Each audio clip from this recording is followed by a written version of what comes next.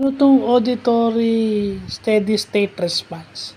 So, yung auditory steady state response o yung ASSR, ito yung nagme-measure ng electrophysiological response mo to a stimuli. So, pag sinabi mo namang electrophysiological, ito yung may concern sa brain activity mo o sa nervous system activity mo concerned with your hearing. Kumbaga, pag may narinig ka, may narinig na, yung isang tao may narinig na tunog sa paligid niya, paano nagre-response yung kanyang auditory senses o yung kanyang paano nagre-response yung kanyang auditory senses o yung kanyang pandinig sa mga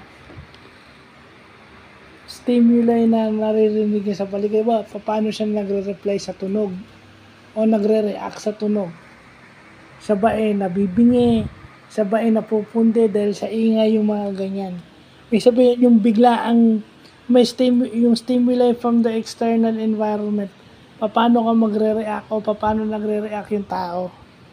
Electrophysiological response, ibig sabihin yung yung brain, yung kanyang nervous system, paano nagre-reply sa stimulus na nakikita niya sa labas o sa environment. So, yun yung maganda na nakikita natin, Again, kasi sa mata meron yung sa ophthalmological aspect meron yung sa paningin. Paano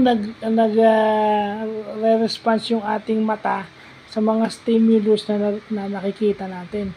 Ito namang auditory steady state response, mini-measure nun kung gaano ka nagre-reply sa isang stimulus, sound stimulus galing sa environment.